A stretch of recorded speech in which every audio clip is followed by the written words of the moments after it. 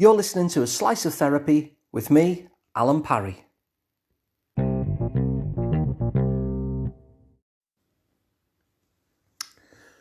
Whenever you go on a journey, there's always two aspects to that journey.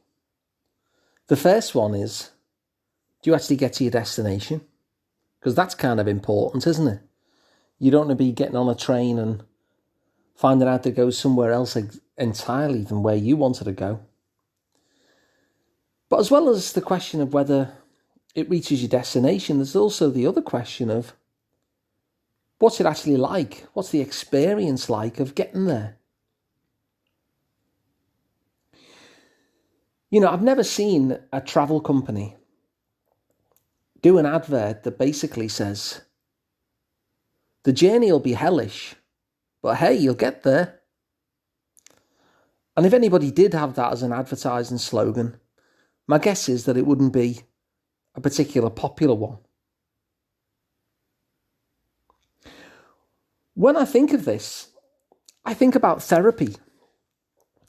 Because what I often hear from therapists and other people in this world is that, you know, things are going to get worse before they get better. They'll say, yeah, it can be quite an ordeal, but, you know, you'll make important change. And when I hear that, I often think of that advertising slogan that I've just mentioned, that fictional one, which is, hey, the journey's going to be hellish, but you're going to get there. And the way I see it is different, you see. I don't agree that therapy needs to be an ordeal at all. You see, there are different ways of getting to the same destination. And so, one way that you can go is you can kind of be a stowaway on a ship, and your conditions are going to be dreadfully uncomfortable. You're going to be hiding, you know, somewhere below deck where nobody can see you. It's going to be dark and it's going to be an awful journey for you. But you will get there in the end. That's one way to go on a journey, I suppose. But another model of going on a journey is where you go on a cruise. Now, it's funny because once upon a time, going by ship was the only way you could go. If anyone was travelling, say, from Liverpool, where I am, to, I don't know, America, then what would happen is that they would take a ship. And it would take a long time, but that's how you'd get there. And then, of course, airplanes were invented and you could get there pretty much overnight from Liverpool to America. And so what could the people who ran ships do? Were they going to go out of business? Well, no. What they did instead is to focus on the experience. And so now, people choose to go on a cruise, don't they?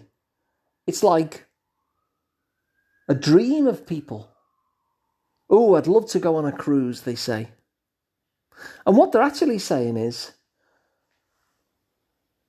I could actually get to my destination tomorrow, but I'm going to spend a long time getting to my destination, but have fun while I'm doing it.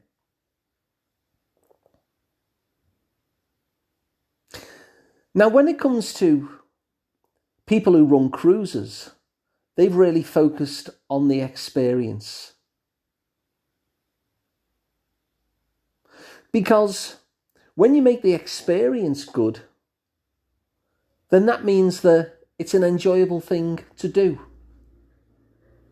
And so when I think of therapy, I wonder why so many people just accept the paradigm of the stowaway, locked in an awful journey to wherever they're getting to. That sense of the journey will be hellish, but hey, you'll get there. When there's another option, which is to make the experience much more like a cruise. Now, that's not to say that it has to take a long time, because I don't think the change necessarily does, and I've spoken about that on the podcast before. But however long it's going to take, or however short it's going to take, surely we can make the journey a pleasant one. Surely the experience doesn't have to be hellish at all. Surely it doesn't have to be an ordeal. Couldn't it be a bit more like a cruise? That it's actually something enjoyable, that would be positive and uplifting. You know, one of the things that really work on the internet is quizzes, where you get an opportunity to do like a quiz about yourself, and you'll answer a couple of questions and you'll get some sort of report, or you'll be described in a certain way, or which film star are you, or which member of Star Trek would you be? People love filling those out. And the reason that we love filling those kind of things out is because we're actually interested in ourselves. We like to understand ourselves. We like to spend a little bit of time finding out who we are and how we tick. And so given that we like that, and given that therapy is actually a more in-depth version of those quizzes that are so popular, what that says to me is that this could be a fun experience. Even if it's tackling difficult stuff, it could be a fun experience where we get to learn about who we are, we get to understand ourselves better, we get to make change in our life that benefits us,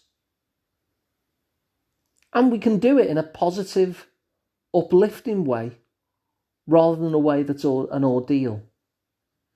You see, when I work with people, I place a great value on that. I place a great value on the whole experience being good too. I think it's kind of odd if I were to say to you, would you like to be happy and confident? Well, come and see me and be really miserable and I'll tell you everything that you're doing wrong. Helping you be miserable and telling you all the things that you're doing wrong, that's not going to end up with you happy or confident, as far as I can see. So instead, I put a real high value on ensuring that things are positive and that you feel uplifted and that you do feel confident and that even though you're tackling difficult stuff, it's fun. Because the difficult stuff is difficult enough, I would say. And of course, you're getting the opportunity to spend some time just understanding you. And that's always a fun thing in itself. Now, I'm not suggesting that when we go to tackle some of the stuff that's holding us back, that it's some sort of, summer circus or anything like that. Because, of course, it can be difficult at times. But there are lots of difficult things that are nonetheless enjoyable. A lot of the things that we love when we get into a flow state are nonetheless enjoyable despite the fact that they're a challenge. And so I see therapy in that way, really. That even though it might be difficult at times, even though it might be a challenge, it's nonetheless a positive experience. It's something that you would look forward to each session rather than dreading it. That the journey and the experience of the journey is just as important and in fact feeds into the destination. Because if you're positive and uplifted in the sessions, surely you're more likely to be positive and uplifted as you'd like to be in life. So I don't like this idea whereby people say, oh, it'll get worse before it'll get better, because that's not my experience at all. And I don't like it when people say, oh, well, it has to be an ordeal, because I don't have that experience either. There are different ways of doing a journey. You can do a journey the hard way, or, like the cruise, you can have a bit of fun while you're involved in this challenge. It can be a positive experience that you actually enjoy and look forward to. And also, if it's an ordeal, are you going to keep going back? If it's fun, you're probably likely to. If you're enjoying yourself and it's challenging, but it's enjoyable, and you're understanding yourself and you're making changes and you're feeling good about yourself because of those changes that you're making, and you're getting validated and appreciated and praised for those changes,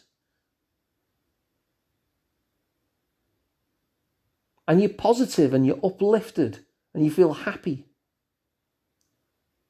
I think that's a much better experience. So whenever somebody says to you, oh, it's going to be difficult, it's going to be hard, it's going to be very upsetting, what they're actually offering you is that advertising slogan that says, oh, the journey's going to be hell, but you will get there. You'll get to your destination.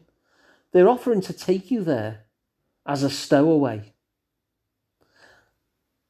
And so what I'm inviting you to do is to find those of us who want to make the journey like a cruise instead, an enjoyable journey. So even though it's challenging, it actually feels positive and you look forward to each session.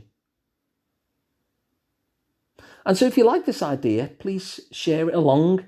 It's always great when people share the episodes. If you'd like to work with me one-on-one, I'm Alun Parry from Liverpool Psychotherapy Practice. You can find me at liverpoolpsychotherapy.co.uk. And of course, please do subscribe to the podcast. It's completely free wherever you get your podcasts from. So thanks for listening. I'll be back tomorrow with another one.